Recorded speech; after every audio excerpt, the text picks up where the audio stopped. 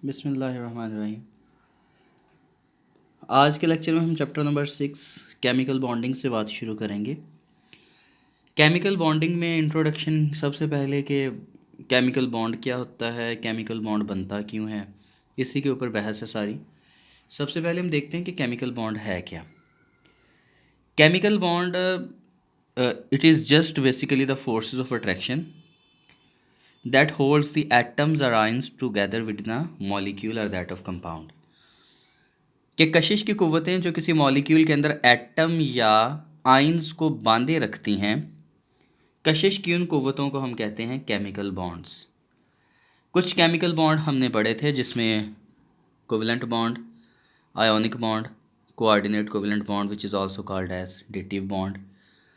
सम हो unknowingly the metallic bond is also called as a bond, लेकिन वो bond नहीं है हमारे पास उसमें, क्योंकि इलेक्ट्रॉन की शेयरिंग नहीं है, इलेक्ट्रॉन की डोनेशन नहीं है। वो सिर्फ एक मेटल के पीस के अंदर लूज़ किए हुए इलेक्ट्रॉन से बाकी एटम्स का इंटरेक्शन है। Anyhow it is also called as a metallic bonding.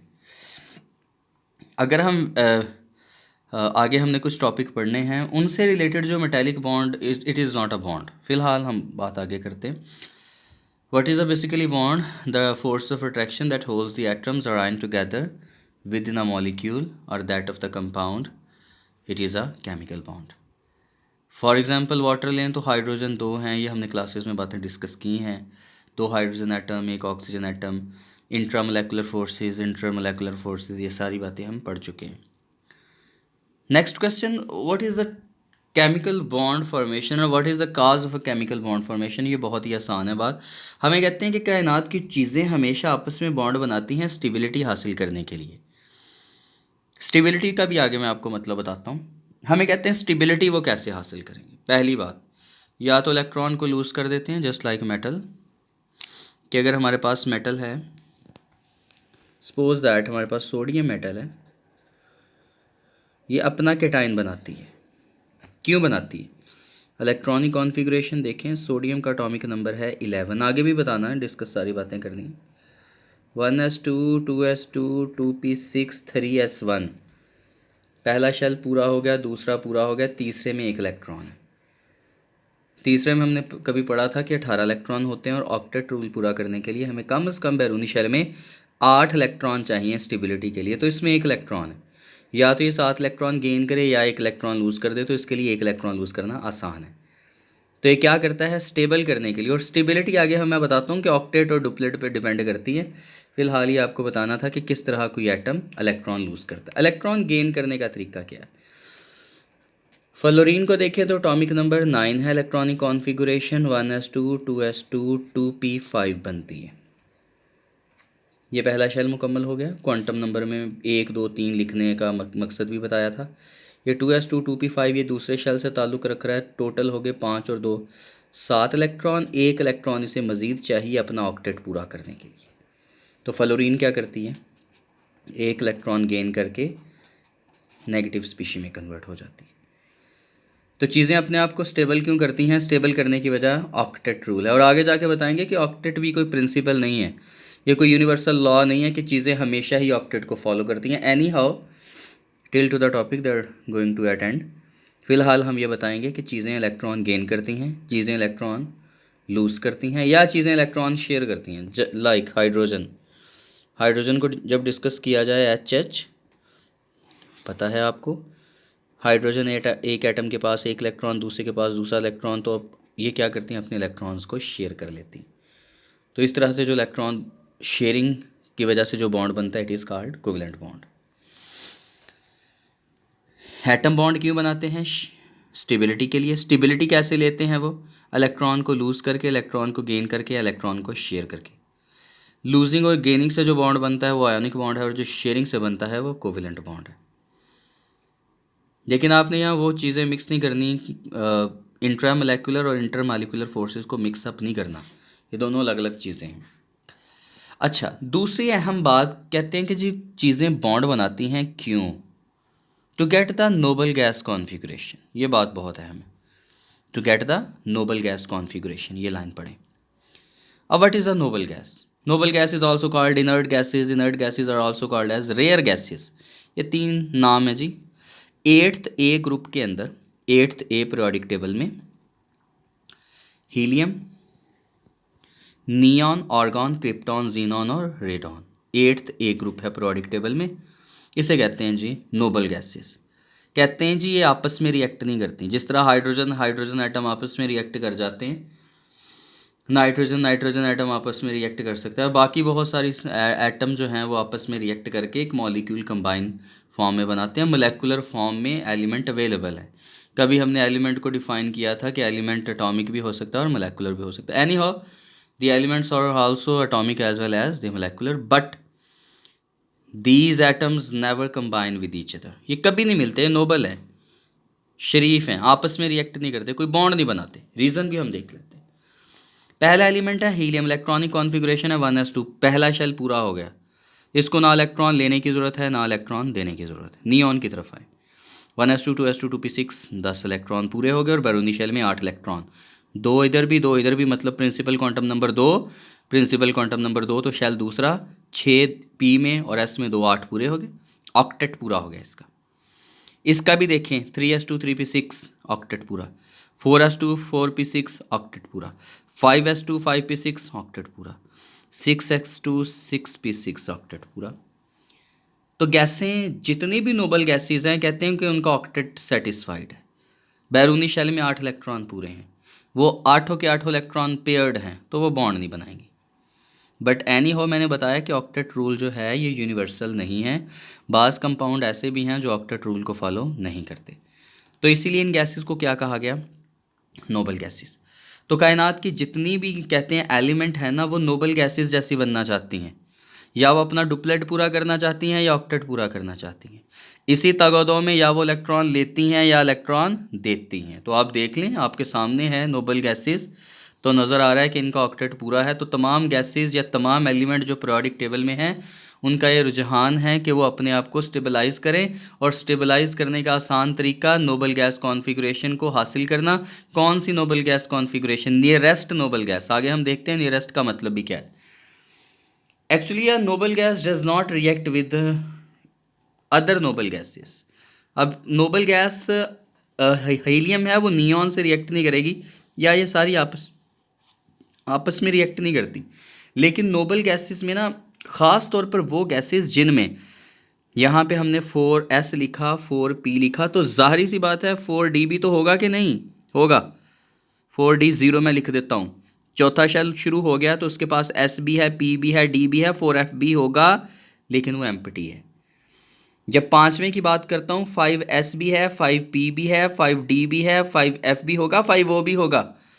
तो नोबल गैसेस अपना ऑक्टेट तो पूरा करती हैं, लेकिन उनके आगे वाले शेल्स अभी खाली हैं, जो इस बात की दलील हैं कि वो मज़ीद बॉन्ड बनाने की सलाहियत रखती हैं। वो इलेक्ट्रॉन को अपने अंदर रख सकती हैं, बाहर से आने वाले इलेक्ट्रॉन्स जो हैं ये कोऑर्डिनेट कोवलेंट बॉन्ड बना सकती हैं। लेकिन anyhow by seeing that they are following the octet rule they are suppose to be 100% inert, but they are not. ऐसा नहीं है, ये रिएक्ट कर जाती हैं, कॉम्प्लेक्सेस बनाती हैं। आगे मैंने कुछ एग्जांपल्स दी हुई हैं। तो हमेशा ये बात ऑक्टेट वाली सही नहीं है। नोबल गैसेस एनी हाउ आपस में तो रिएक्ट नहीं करती, लेकिन उनके डी शेल एफ शेल ऑर्बिटॉल्स खाली होने की वजह से कभी हम आगे जाके हाइब्रिडाइजेशन पढ़ेंगे तो वहाँ आपको डेटिव कोवलेंट बॉन्ड से रिलेटेड भी कुछ बातें बताऊंगा कि जब लोन पेयर पूरे का पूरा ट्रांसफ़र किया जाता है तो तब जो बॉन्ड बनता है it is also called as coordinate covalent bond और डेटिव कोवलेंट बॉन्ड। तो डी खाली है, डी के पास 10 इलेक्ट्रॉन समाने की सलाहियत है, तो ये दो इलेक्ट्रॉन कितने पेयर ले सकती है, डी में 5 आ सकते हैं, एफ में कितने पेयर्स आ सकते हैं, 7। तो इसका मतलब कोऑर्डिनेट कोवलेंट बॉन्ड बनाने के चांसेस अवेलेबल हैं। लेकिन आम हालात में रेगुलर बेसिस पे अगर देखा जाए तो ये इतनी जल्दी रिएक्ट नहीं करते, और सबसे अहम बात ये आपस में नहीं करते। हाँ, अगर कोई इलेक्ट्रॉन एक्टिव एलिमेंट आ गया, कोई इलेक्ट्रॉन देने वाला आ गया, इलेक्ट्रॉन एफिशिएंट आ गया, तो उसके साथ ये किसी हद तक रिएक्ट कर जाती हैं, आपस में रिएक्ट नहीं करती। ये हम देखते हैं फ्यूर कंपाउंड्स जो बुक में दिए हैं, मैं इनकी ज़्यादा डिटेल नहीं बताऊंगा, सिर्फ आपने कुछ कंपाउंड जहन में रखने हैं। कुछ कंपाउंड जैसा कि जीनॉन डाईफ्लोराइड है, टेट्राफ्लोराइड है, जीनॉन ऑक्सीफ्लोराइड है, जीनॉन ट्राईऑक्साइड है, ये अवेलेबल हैं। ये कंपाउंड स्टेबल हैं और अवेलेबल हैं। तो इसका मतलब कि आपस में तो रिएक्ट नहीं करते, इलेक्ट्रोनेगेटिव एलिमेंट के साथ रिएक्ट कर जाते हैं या जो लॉन पेयर दे सकते हैं उनके साथ रिएक्ट कर जाते हैं। तो ये चीज़ें आपस में रिएक्ट नहीं करती, बाकी कंपाउंड्स के साथ कर जाती हैं, लेकिन लिमिटेड एक्सटेंट में, लिमिटेड एक्सटेंट में। अब नेक्स्ट क्वेश्चन के कोई एलिमेंट नियरेस्ट नोबल गैस की कॉन्फ़िगरेशन कैसे अपनाता है? मैंने बताया by losing electron, bye gaining electron, by sharing. Example से देखते हैं, ये देखिए एक टेबल है छोटा सा, sodium 11 electron 1s2 2s2 2p6, 11 electron इसके पास हैं, लेकिन इसके पास वाली नोबल गैस है जिसका एटॉमिक नंबर है 10। सोडियम चाहता है कि मैं नियॉन जैसा बन जाऊं, हीलियम जैसा नहीं। हीलियम का एटॉमिक नंबर आपने पढ़ा हुआ है, हीलियम का एटॉमिक नंबर 2 है, तो सोडियम हीलियम की तरफ नहीं जाएगी। नोबल गैसेस तो सारी हैं, ये देखें नोबल गैसेस तो है helium, neon, organ, krypton, xenon, radon. Element अपने जो पास करीब तरीन सिचुएशंस हैं उसको हल करेगी, उसके मुताबिक अपने आप को कॉन्फ़िगर करेगी, ना तो उससे ऊपर वाली की तरह ना उससे पीछे वाली की तरह। तो सोडियम एटम यहाँ पे 11 इलेक्ट्रॉन्स के साथ था, वो एक इलेक्ट्रॉन लूज करके किस में आने की कोशिश करता है, नियॉन जैसा, एक इलेक्ट्रॉन खारिज करके। फ्लोरीन का एटॉमिक नंबर 9 है, वो एक इलेक्ट्रॉन गेन करके नियॉन जैसा बनना चाहता है। सल्फर 16 है, तो यहाँ पे आर्गॉन का एटॉमिक नंबर 18 है, तो वो 2 इलेक्ट्रॉन ले के आर्गॉन जैसा बनना चाहता है। एल्यूमिनियम एटॉमिक नंबर 13 है, अब 13 के पास तरीन जो वैल्यू है वो नियॉन है, आर्गॉन का तो वैसे एटॉमिक नंबर 18 है, तो एटॉमिक नंबर 10 हासिल करने के लिए क्या उसे करने पड़ते हैं, 3 इलेक्ट्रॉन लूज़ करना पड़ते हैं। तो हम ये भी देख सकते हैं कि जो चीज़ें इलेक्ट्रॉन लूज़ कर रही हैं वो मेटल के तौर पर काम करती हैं, और जो चीज़ें इलेक्ट्रॉन गेन कर रही हैं वो अमूमन नॉन मेटल के तौर पर बिहेव कर रही होती है। So it is basically the stability of any element by losing और gaining electron to get the nearest noble gas configuration, पास तरीन वाली सिचुएशन को हासिल करने की कोशिश करते हैं। अब इन सारी बातों के बाद बॉन्ड बनाने की ना एक और भी बहुत अहम वजह है, सिस्टम उस डायरेक्शन में मूव करता है कि वो अपनी स्टेबिलिटी को मैक्सिमाइज कर सके। बॉन्ड बनाने के लिए एक और भी शर्त है, लाइक सोडियम हाइड्राइड ले लें। सोडियम हाइड्राइड एक कंपाउंड है, एग्जाम्पल हाइड्राइड, जिसमें हाइड्रोजन अवेलेबल हो नेगेटिव फॉर्म में, it is a called hydride. Sodium is electropositive, it is a metal, it have the maximum tendency to lose the electron. ये electron lose करेगी, hydrogen के पास दोनों तरह की टेंडेंसीज हैं। इसकी इलेक्ट्रॉनिक कॉन्फ़िगरेशन है 1s1। ये एक इलेक्ट्रॉन खारिज करके अपनी जान छुड़ा सकता है, या एक इलेक्ट्रॉन ले के अपना डुप्लेट पूरा कर सकता है। So the tendency of the hydrogen atom to gain the electron and to lose the electron is 50%, but depending upon the other element that is going to combine with the hydrogen atom. तो hydrogen दोनों तरह से behave करता है, depend करता है कि जो हाइड्रोजन जिसके साथ लगा है उसका बिहेवियर कैसा है। अगर वो इलेक्ट्रोनेगेटिव है तो वो ये इलेक्ट्रॉन हाइड्रोजन से खींच लेगा, और वो इलेक्ट्रो अगर पॉजिटिव है तो वो हाइड्रोजन को इलेक्ट्रॉन दे देगा। तो एनी हाउ सोडियम हाइड्राइड में सोडियम ने इलेक्ट्रॉन लूज़ किया, वही इलेक्ट्रॉन किसने ले लिया, हाइड्रोजन ने। सोडियम इलेक्ट्रॉन दे के स्टेबलाइज हो गया, हाइड्रोजन इलेक्ट्रॉन ले के स्टेबलाइज हो गया, 2 इलेक्ट्रॉन पूरे कर लिया। तो दोनों का जब बॉन्ड बना तो क्या बन गया, सोडियम हाइड्राइड। देख लें आपके सामने। हाइड्रोफ्लोरिक एसिड में फ्लोरीन ज़्यादा इलेक्ट्रोनेगेटिव है, हाइड्रोजन ने अपना इलेक्ट्रॉन दे दिया। कोई चीज़ें इलेक्ट्रॉन जब लूज़ करती हैं तो इलेक्ट्रॉन लूज़ करने से भी स्टेबिलिटी मिलती है, गेन करने से भी स्टेबिलिटी मिलती है। जब हाइड्रोजन अपना एक इलेक्ट्रॉन लूज़ कर देगा तो अब वो अपने शेल को ही ख़त्म कर, शेल कभी ख़त्म नहीं होते, शेल में से इलेक्ट्रॉन निकल गए तो इसका मतलब कोई इलेक्ट्रॉन बाकी नहीं है। कभी बताया था एक इलेक्ट्रॉन अकेला नहीं रहता, उसको अपनी स्पिन को कपल करना पड़ता है, जिसकी वजह से इलेक्ट्रॉन की पेयरिंग होती है, एक क्लॉकवाइज और एक एंटी क्लॉकवाइज। और अगर एक ही इलेक्ट्रॉन है तो उसको स्टेबलाइज करवाने के लिए या उसे 2 करवाओ, या जो एक इलेक्ट्रॉन है उससे भी जान छुड़वा लो, तो स्टेबिलिटी की तरफ एटम चला जाता है। तो ये जब हाइड्रोजन अपना एक इलेक्ट्रॉन दे देता है तो पॉजिटिव स्पीशी में बदल जाता है स्टेबिलिटी हासिल करने के लिए। क्यों ऐसा उसने किया, सोडियम से तो इलेक्ट्रॉन ले लिया, because the sodium is highly electropositive, it is a metal, it has the maximum tendency to lose the electron rather than to gain the electron. Instead of the fluorine, you are watching the fluorine with atomic number 9, and the fluorine, chlorine, bromine and iodine are the maximum in the periodic table, the elements with the maximum electronegativity value, especially the fluorine with the electronegativity 4.0। तो electron को grasp करता है तो negatively charge species में convert हो जाता है F negative, कभी इलेक्ट्रॉन दे के कभी इलेक्ट्रॉन लूज़ करके, इलेक्ट्रॉन गेन करके ये क्या करते हैं, सिस्टम स्टेबिलिटी की तरफ मूव करता है, और यही बॉन्डिंग की वजह है। Anyhow the most important thing that the octet rule can't be made universe, octet rule को कभी आप यूनिवर्सली नहीं कह सकते कि हमेशा ऑक्टेट रूल फॉलो होगा। इंशाल्लाह सेकंड ईयर में जब हम जाएंगे तो कॉम्प्लेक्स कंपाउंड्स हैं, पोटाशियम हेक्सासियानोफिरेट, वहाँ समझाऊंगा। ये ऑक्टेट रूल को फॉलो नहीं करता। PCl5 आसान है, आपको बता देता हूँ, ये देखें। PCl5 का बनना, फास्फोरस का अटोमिक नंबर है 15, 1s2 2s2 2p6 3s2 3p3। Unpaired electron कितने हैं? 3। जितने अनपेड इलेक्ट्रॉन हो उतने ही बॉन्ड बन सकते हैं, जितने अनपेड इलेक्ट्रॉन हो उतनी ही उसकी वैलेंसी होती है। तो ये अपने आप इलेक्ट्रॉन को पेयर करने के लिए एक इलेक्ट्रॉन यहाँ, एक इलेक्ट्रॉन यहाँ, एक इलेक्ट्रॉन यहाँ, ये किससे ये शेयर करवा सकता है। इसका मतलब इसके पास शेयरिंग तो सिर्फ 3 इलेक्ट्रॉन की है, लेकिन इसने बॉन्ड कितने बनाए हैं? इसने PCl ने 5 बॉन्ड बनाए। यहाँ तो 8 इलेक्ट्रॉन पूरे हो गए। PCl3 अगर आप देखो ना, ये देखें, अगर आप बात करें PCl3 की, PCl3 फॉस्फोरस की, मैं एंड वाली वैलेंसी आपको, जो वैलेंसी है वो ये है 3s2, एंड पे आपको बता देता हूँ 3p3। अनपेड इलेक्ट्रॉन कितने हैं? 1 2 3। अभी ये सारी बॉन्डिंग आपने सीखनी है, हाइब्रिडाइजेशन वगैरह। तो एक अनपेड इलेक्ट्रॉन इधर बॉन्ड बना लेगा, एक इधर बॉन्ड बना लेगा, एक इधर बना लेगा, किससे? क्लोरीन क्लोरीन क्लोरीन, ये देखें बॉन्ड बन जाएगा। इलेक्ट्रॉन इसका इसका इसका, ये क्या हो जाएंगे? पेयर अप हो जाएंगे, PCl3 बन जाएगा। लेकिन जब PCl5 कहता हूँ तो PCl5 कभी भी ऑक्टेट को सेटिस्फाई नहीं करता। ये देखें, 3 और 2 5। अगर तो PCl3 होता तो 3 क्लोरीन से आगे टोटल कितने हो गए इलेक्ट्रॉन? शेयरिंग इलेक्ट्रॉन 5 वैसे, और 3 इलेक्ट्रॉन शेयरिंग वाले, तो टोटल हो गए 8। PCl3 में तो ऑक्टेट रूल सेटिस्फाई होता है, PCl5 में नहीं होता। हालांकि PCl5 मोस्ट स्टेबल कंपाउंड है, ये क्लोरीन फ्राहम करता है बहुत सारे केमिकल रिएक्शन में, तो ये ऑक्टेट रूल को फॉलो नहीं करता है।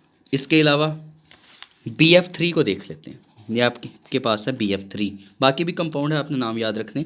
बोरॉन का एटॉमिक नंबर है 5, electronic configuration 1s2 2s2 2p1, गौर से देखिएगा।